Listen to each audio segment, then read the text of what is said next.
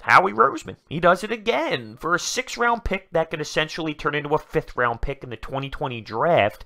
The Eagles trade with the Bears to get Jordan Howard. And I've been on the record saying I don't love it. I don't love it because he's not very versatile. He can't catch the ball out of the backfield when he's in the game. Defenses somewhat know what he's going to be doing, knowing he's just a runner. But where we are right now, I love it. First off, you're not risking much. You're not giving up much, so it makes sense 150%.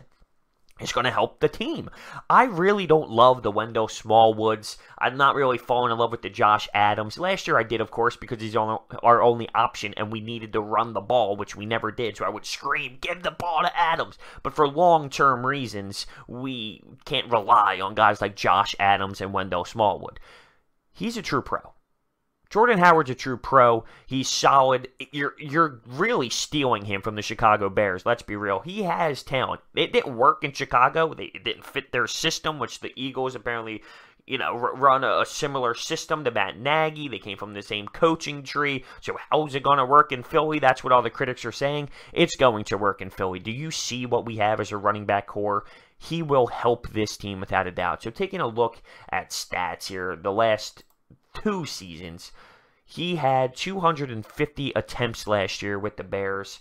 He averaged 3.7 and had 9 touchdowns, 935 yards total. And this is coming off of a year where people are saying he doesn't fit the system. You have other backs there that are getting more touches. So that's pretty solid for someone not getting many touches. For someone who, it's not really working here in Chicago. Almost 1,000 yards in that season. Of course, the average yards per carry isn't anything crazy. But let's date back to 2017. He gets 276 carries, so 26 more. 1,122 yards and 9 touchdowns. He is a very solid back when it comes to running. Taking a look at where we are as a core in that position, it's a no-brainer help. And giving up only a 6th, that could be a 5th. Duh. And he is going to help this offense. My only question mark with it is, what's it going to be like when it comes to defenses understanding that he doesn't really catch the ball out of the backfield? I trust that guys like Doug Peterson and this coaching staff and the offensive coordinator are going to be able to dial some things up, because when you take a look at it, you knew LeGarrette Blount wasn't going to be doing stuff like that, but it's different because at this point he's our lead back. He's our go-to guy. I trust this coaching staff to be able to make it work, though, and I'm not questioning them. That's why I know it's going to be a successful move in the long run. In the comments, I want to know how you feel on this, because, I don't think anyone's knocking it. You hear the rumors of Jay Ajayi maybe coming back, but we need to move on from this Wendell Smallwood and Josh Adams thing. We're clearly going to keep going with the running back by committee. That's what we do. That's part of our motto, and that's fine. I get that. If we can have a Jordan Howard, a Jay Ajayi, a Darren Sproles, a Corey Clement, can you live with that? Now, I don't know the news on Darren Sproles. I don't know where we are yet with him. But would you do that? Because it's pretty clear. I would. And I'd be okay with it. And I actually kind of like that. In regards, are we still going to attack a running back?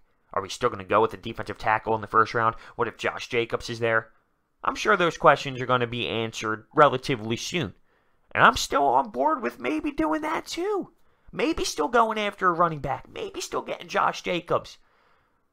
Keep adding to it. Weave out the Wendell Smallwoods. Maybe Darren Sproles does retire. Maybe he does move on. Now we're talking Jordan Howard, maybe a Josh Jacobs, Jay Ajayi. Now when you take a look at that as a whole, let's go. Now, of course, that's not an automatic thing, or that's not even a realistic thing right now. Maybe it is, but it's not real right now at this time.